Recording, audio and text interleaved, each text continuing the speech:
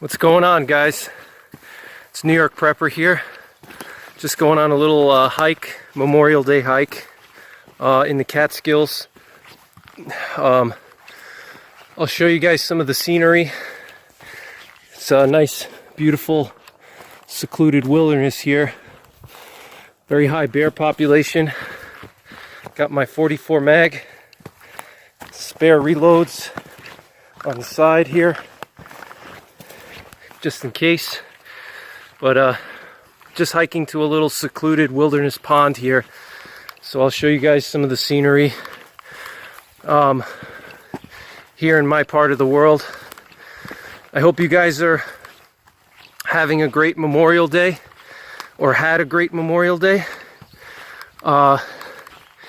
Temperature today is in the 70s. I'm actually sweating a little bit. And everything is green, as you guys can see. The forest is fully green. So that's pretty much what it's looking like over here. So I hope you guys are having a great Memorial Day, and I'll show you guys some scenery here. Alright, guys. Got a little baby frog here, guys. This thing is tiny. Never seen such a little frog before. So small. Should I pick it up? No. Come on, little guy. Let's pick you up. Ooh. Look at how small he is, guys. Oh, jumped off. There he is. Tiny. Isn't that cool? Alright, guys, so just wanted to mention an important point when you're hiking in the wilderness. Always want to have some kind of bleeding control kit. So God forbid if something happens, let's say you get attacked by a bear or coyotes, or you know, if you're carrying a pistol like I am, maybe you shoot yourself by accident, or you slice your finger open with a knife, or you fall. As you can see, it's very stony here. You always want to have something to control the bleeding, because if you're miles away from a parking lot or from your car, and you cut yourself bad and you start to bleed, or you get attacked by a bear or who knows what, you want to be able to control the bleeding. So what I actually carry is a Israeli bandage and a tourniquet on the back, right on the outside of my pack, and I'll show you guys that in a little bit. Right on the outside I have a pouch, which I've done a review on. If you go to my playlists, I did a review on the high-speed gear medical pouch, or IFAC, and it's like a little pouch that I could put a 6-inch Israeli bandage and a tourniquet on the outside. So I keep a tourniquet and 6-inch Israeli bandage right on the outside of my pack, and I keep also some Celox wound packer. Celox is like a all-natural clotting powder. It's a wound packer, so you pack the wound with that Celox, and then you wrap it with the Israeli bandage, and it puts pressure on the wound and controls the bleeding.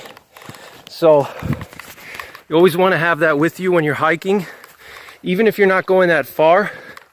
You know, if something happens to you, you never know. And I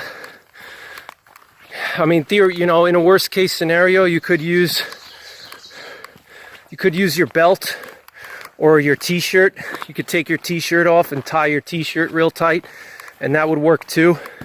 Or your belt. You could use a belt as a tourniquet, but an Israeli bandage is just so much better.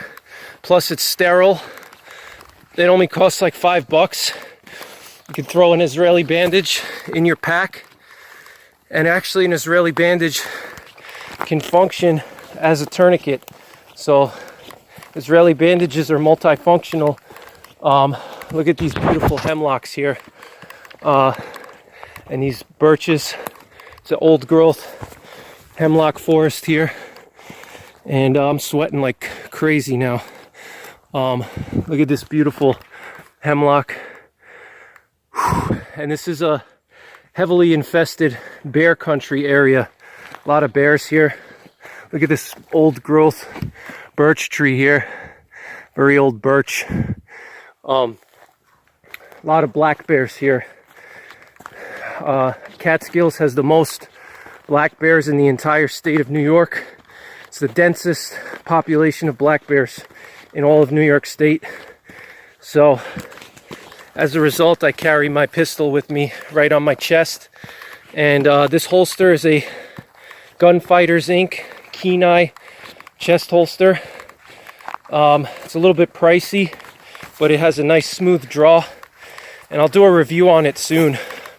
It's a nice... This is how you want to carry a defensive weapon in the woods. You want it to be on your chest so you can draw easily from it no matter what position you're in, whether you're on the ground or whatever. So alright guys, just wanted to share that tip with you about carrying something to control bleeding. Like I said, Israeli bandage is fine, and just practice with the Israeli bandages. You know, buy a couple of spares and practice using them. So if you have to get it on quickly, you know how to do it. You don't have to, you know, figure it out in the moment. So, and again, Israeli bandage, you can use it as a tourniquet as well. All right. So that's pretty much it on that. And I'll keep you guys updated as I progress into the wilderness. All right, guys, so I want to give you another bear safety tip. I know I always talk about bears, and the reason why is I've had a lot of close encounters with them, so I have a lot of respect for them. I wouldn't say I fear them, but I have a lot of respect. I've had up close encounters with big black bears, and you'll really feel small, you know. I'm a 250-pound guy, former powerlifter and strongman. I used to routinely squat over 700 pounds in the gym, deadlift up to 800 pounds in the gym every week. And even then, when I saw a 400-pound black bear 25 yards away, it made me feel small, and I'll never forget that. So a lot of people think that black bears are not as bad as grizzlies and they'll run away from you and stuff like that, but really, believe it or not, the most fatalities from bear attacks happen from black bears. All right, and actually in Canada, black bears routinely hunt, kill, and eat human beings in remote locations. And you know, not too far from where I'm hiking today, you know, maybe like 100 miles away from here, in 2014. A group of hikers was stalked by a male black bear, and one of the guys who was a student, only 26 years old, he was killed by the bear and partially consumed. And that was in New Jersey. So all that stuff that people say that black bears are not dangerous and they'll run away. Yeah, usually they run away, but it's not a guarantee. And remember, a black bear, even a 100-pound black bear can kill a full-size man. All right, black bears are extremely powerful for their size. Their teeth are huge. Their canines, their claws. So even like a 200-pound black bear is a force to be reckoned with. Not to mention a 400, 500, 600-pound black bear. I mean, guys, if an 80-pound pit bull can kill a man, imagine what a 400 or 500-pound black bear can do. You know, there's really no chance. Your only chance is a large survival knife like I have on me now, a bear spray, or a pistol or rifle. But one of the things I do when I'm hiking is I try to talk and make noise. Like right now I'm filming a video and I'm with my fiance, so when I'm not filming, I'm talking with her. And the reason why is I don't want to surprise a bear. I want to let them know ahead of time that I'm coming. So if there's a bear like on the side over here in these dense woods, it'll hear me and it'll know that I'm coming. And it'll have a chance to run away. Now, another thing too is that black bears, they like to use hiking trails, all right? And how do I know this? It's not because I read it in a book. It's because I'm a lifelong hunter, and I used to hunt. I hunt in areas like this. I go on hiking trails, and then I break off the hiking trail, and I set up somewhere in the woods on the side. And many places I've hunted, I've always seen a lot of bear tracks and bear activity on hiking trails, all right? Because bears are, number one, just like people, they want to take the easiest way. So if there's a nice clean hiking trail like this with no brush, and it's flat and easy to walk on, you know, the bears will do that. And also, bears also know that there's people here, so they know there's a chance of somebody leaving a granola bar on the ground, or maybe a can of tuna that they threw out on the side of the trail. So, you know, when you're hiking in the woods on a trail, always be alert and make noise. Carry some kind of defensive tools. The best thing is knife, large blade knife, at least 5 inches, pepper spray, and some kind of a firearm is ideal, okay? You know, even a knife, it sounds kind of crazy, but if a bear knocks you down and it's starting to bite you, you can pull that knife out and stab it into the bear in its neck or on its side somewhere, and you know, that may, if it doesn't kill it, it'll get the bear to run away. You know, they're not looking for a fight to the death. They're just looking for either an easy meal, or they want to teach you a lesson to obey their territory and respect them. So they're not looking for a fight to the death. And so one of the things I do when I'm hiking is I look on the ground. As you see, there's tracks here, and these are mostly people tracks, okay? You see the boot marks here. But as I'm hiking on these trails, especially when I get to muddy areas like this, what I do is I look for any signs of bear, okay? I look at the mud here, all right? So here you can see some dog tracks, or maybe coyote. Could be a large dog, somebody who's hiking with it. But I'm looking for signs of bear, okay? Because that'll tell me if there's a bear in the area. And bears usually don't travel far. Once they establish like a home range, they don't travel far. They usually stay in the area. They set up a den, and once they set up a den, or they know that it's a good area that has food and water and shelter, they'll pretty much stay in the same area.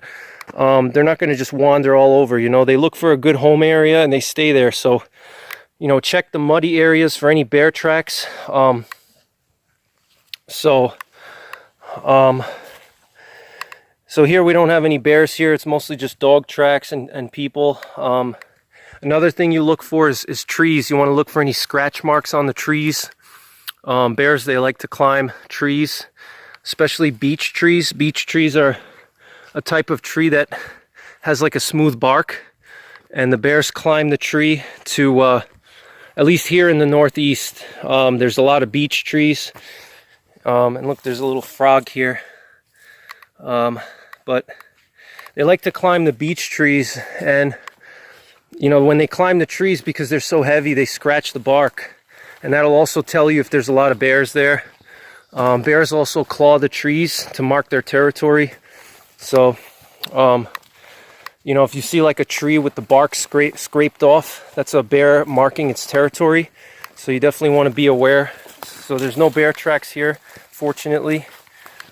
Just people, and looks like a dog, somebody maybe walking with their dog. All right, but it doesn't matter, you still got to be alert. So just wanted to give those little tips to you guys. And I know I talk a lot about bears, but you know, I think it's important to you know, pay attention to your surroundings and, you know, be aware. You know, bears are dangerous animals, and they're not all bad, but they can be very dangerous. You know, 300-pound bear can easily kill anybody. You know, their raw power is just incredibly strong. Even the strongest man is no match for a bear of the same size. So, and you know, I'm trying to be as humble as I can. You know, I'm not saying that I would lose to a bear in a fight, but I also respect them, and I'm not going to try to challenge them. So it's very humid here now, and getting into this nice little shady hemlock grove over here. So alright guys, I'll keep you posted on my hike. We made it to the lake over here. Beautiful, secluded wilderness lake. A lot of flies, black flies biting. Luckily I brought my Picaridin 20% bug spray. Good stuff. And there are beaver here. We just saw a little hawk. And it's a beautiful area here. Beautiful, beautiful area.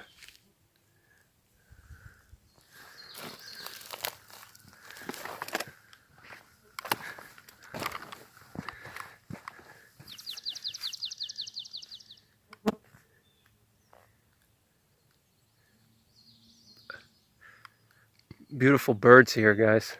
We just saw a hawk. Flew away though.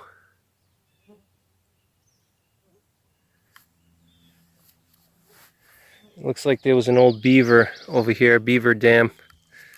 But that's what it looks like, guys. Beautiful.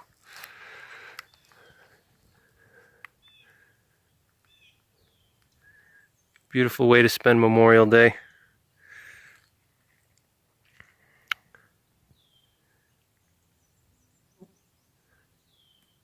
It's so silent, not even a plane in the sky.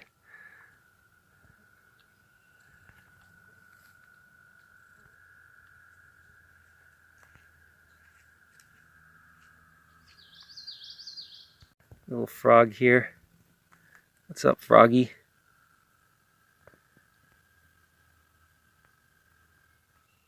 Just looking at me. Look at this toad, guys. Huge toad. Look at that. Wow, big guy. Wow. I wanted to show you guys some of the old growth trees in this area. Look at this big cherry tree. This is actually a cherry, and it actually like split in two as it grew. But there's also some old birch trees over here. Nice big old birch tree right there. And a lot of just old growth over here. A lot of birch, old growth birch. There's another big cherry right there. Very nice old growth stand over here. A lot of cherries.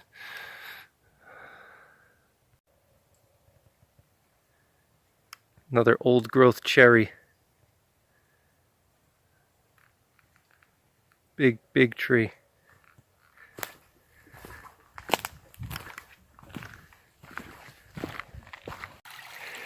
Get that water, guys.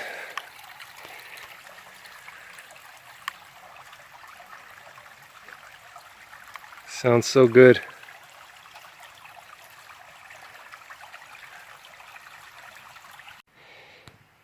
Alright guys, wanted to just quickly show you my my pack here that I had on this hike. This is a Spec Ops EDC pack. It's a nice pack. I'm going to do a review on it in a little while here, in a couple of days. This is my medical pouch here on the outside. I got the scissors, tourniquet. This is a cat tourniquet. In this pouch here I got my Israeli bandage. You just open the pouch and then you pull on this cord and out comes the Israeli bandage. Two pairs of gloves and the Celox wound packer. Here I got a flashlight on this black pouch. Got my mil-spec lensatic compass here on the outside. Got my I got my fire pouch here. There I just got a dump pouch for, you know, miscellaneous storage of any resources I find when I'm on the trail. Let's say if I'm finding kindling or tinder and I want to store it and for whatever reason I don't have pockets, you know, this just gives me an extra storage capacity.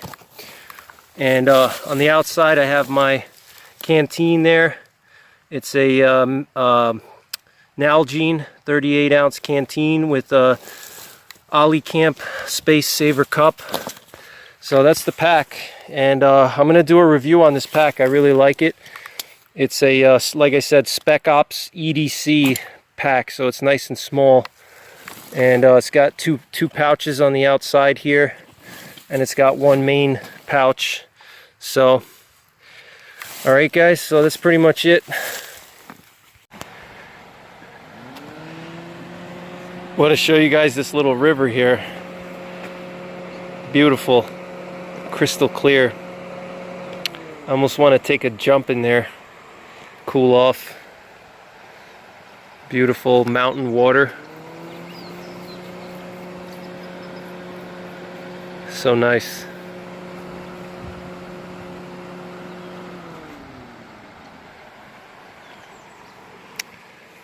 Little bridge here.